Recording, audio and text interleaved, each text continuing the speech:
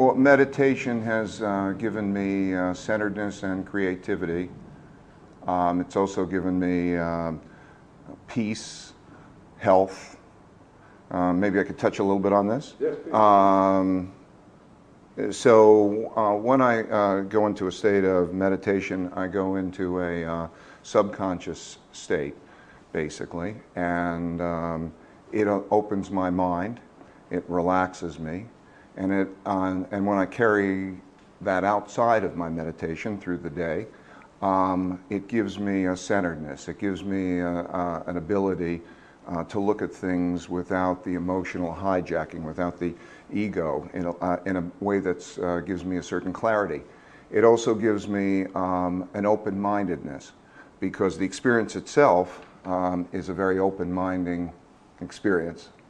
There's no thoughts, just clarity, just that absence. And that open-mindedness is where I find the creativity comes from. So it's like when, if you're taking a hot shower and the idea comes to you, you grab the idea. So I find that a lot of creativity is just these ideas that seem to be passing through that I grab. So it has numerous repercussions. That young driver I was talking to, sure. He asked Coxon the question when he met him, what is the secret of success? Mm-hmm. And Coxon was a little amused, and he spoke about two things. He said, well, one is success, and you may or may not be successful. Depends on many factors. The other is meaning, and it is meaning that ultimately that would enable you to deal with the loss of success or failure. So how has meditation, first of all, been elemental to your success, and how has it given you a sense of the meaning of what you've achieved? So I just want to be clear that meditation, more than anything in my life, was the biggest ingredient for whatever success I've had. And it's come from that centeredness and that sense of really rising above things. So I think what Coxon was referring to is the fact that failure is part of a process, an evolutionary process. And when you could look at something from a higher level and you could see that you're going to have failure and you're going to have success, and you put it in the right perspective so that you can move forward and handle everything in the right way, now that is the success. That's ultimately the success. So I think it helps me to redefine success, and I think in Shaw's case it would help him, helps all of us in redefining success. When many people hear about meditation, something they're attracted to at one level, when they realize that it means giving time to it and giving regular time to it, that enthusiasm sometimes wanes, and then you often hear them say, I'd like to meditate, but I don't have time. How would you advise well, I think it's the biggest challenge. I think you have to face the challenge. But I find that if anybody who's meditated for a minimum of 6 months, let's say, a maximum of 6 months, never stops. So I think it's a little bit like exercising, or a little bit like eating healthy. It's 20 minutes in the morning, it's 20 minutes in the evening, and that's a challenging thing. It's the biggest reason people leave it. But people who actually invest in it and experience it and do that for more than 6 months never stop doing it. And the reason is, well, the reasons are that not only does it feel terrific at the time, but they carry it through the day, and it's really such an unbelievable investment. So when you're thinking about the 20 minutes that you're putting in the morning and the evening, and then you say, how much does that change the effectiveness of my whole day and the enjoyment of my whole day, it's such a radical payback that you want to do it. Does it make you more competitive or competitive in a different way?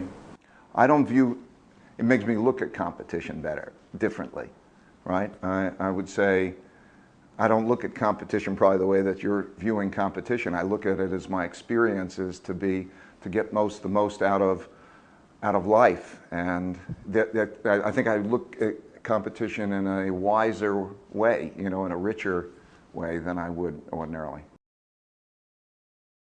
You were able to share this with your children too, which is unusual. Why was that, do you think? Well, in all of my, it's a funny thing. I think that if I was tell my kids to do anything, you know, their general instinct is probably not to follow what I'm saying, and meditation is one of the few things probably that they're all agreeing that they want to do, and the same is true for my wife. So I'm doing the activity, they say no, no, no, no, no, and then they do it, and then they love it for the same reasons that I'm describing. Do you meditate with your colleagues at work, or do they meditate, most of them or some of them, separately? A lot of people in my company meditate, and some don't meditate, and we typically don't do it together. It's one of those things where I don't want to make it intrusive. I don't want to make it a thing, you know. I think it's kind of a private thing, and if they gather, lots of them will gather themselves. Yeah. And we'll have, it's been offered to everybody. Hundreds of people in my company meditate. They'll gather at spots in the morning or in the evening, and sometimes they'll do it right at their desk before they begin. In my case, I'll come in the office, I'll turn the other way, and I will do my meditation. We all do it in our different ways, sometimes together and sometimes separately. Can you tell the difference between those who meditate and those who don't? You can tell a big difference between someone who didn't meditate and then after a while how they meditate and how their behavior is in this centered, calm way. You can see that people are carrying this with them, this ability to step back and not be entrapped by the emotions at the time and approaching it with that sort of a clarity. This is a common thing, and they all speak about this, so you know, it's something that's apparent. And I think it's particularly important in our company, and I just want to describe it. We have a culture in which it's required to have independent thinking. And when you're going to have independent thinking and then have the exchange of different points of view, you're going to have disagreement. And the ability to disagree without being trapped by the emotion, to be able to talk about the difficulties that you have in terms of strengths and weaknesses, to be able to separate yourself from the emotional reaction to having a weakness or making a mistake, and to look at it objectively is a very powerful thing. So that level of effectiveness is apparent in people who meditate, and it's a terrific tool that way. Some people might say that sounds as if you're becoming rather cold emotionally, rather clinical and over-detached, but I don't think that's No. I believe that the most important things in life are the emotions. Love, caring about people, community. This is, I described that what our mission is: meaningful work and meaningful relationships. And so that's very important. But it's very important not to be hijacked by your emotions. There are different parts in the brain. There's the amygdala, which is the fight or flight part of the brain, and can capture you and take you and make you not do things you regret. There is the prefrontal cortex, which is the part of the brain that allows you to approach things in sort of a centered, calm way and then get what you want. So it's like if somebody had a disease and you want to help them, and you love them, you want to help them, you want to do that in a clear way. You don't want to do it in a way where you're being kept, the emotions are causing you to do behaviors that would be detrimental. So it gives you that clarity and power. It's nothing to do with the other. It's one thing about the crisis that we're in and the possible consequences of this crisis are quite frightening, and for everybody.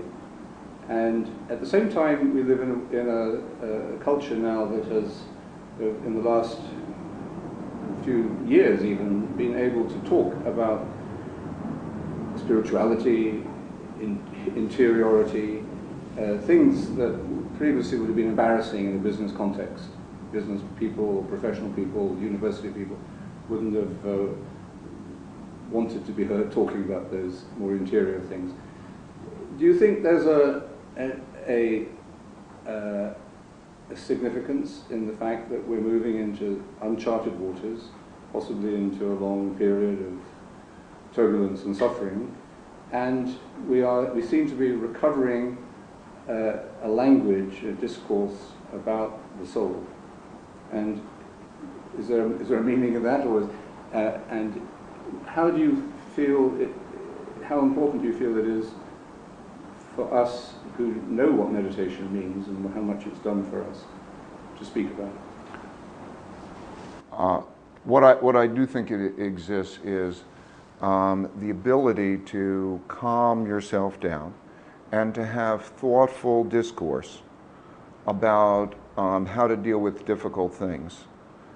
I think is the best thing that could happen to man. So I'm going to make a big statement here, which I really do believe, that if by being centered there is the power to suspend the ego and to be able to have open, thoughtful conversations about how that disagreement can lead to a better result, to find what the true answer is, that open discourse, that centeredness, that clarity is going to be the biggest thing that can help mankind, because it doesn't just apply to politics or your own life. It applies to everything. If you're dealing with science, I watch the clashes within organizations, and the egos stand in the way of being able to have thoughtful discourse, thoughtful conversations in a centered, calm way, to have disagreement, to move forward, stand in the way of progress pervasively. And I think that that comes through meditation. So I would say if we could approach it, if we could approach the challenges that we have that way, it's the best way of approaching, best thing that could happen to us. What's the best way of communicating this as widely as possible today? One-to-one, through the media, through education? Is there any one? I can't say. I don't know. How do you communicate it when you speak about it? I mean, well, I think for me it's a delicate thing, because I don't want to be in a position in which I'm sort of proselytizing. I want to be in a position in which I just talk as though you would talk about what healthy living is or what exercise means, and I'm just totally transparent. I neither go on a campaign or hide it. I just am open about what it means to me.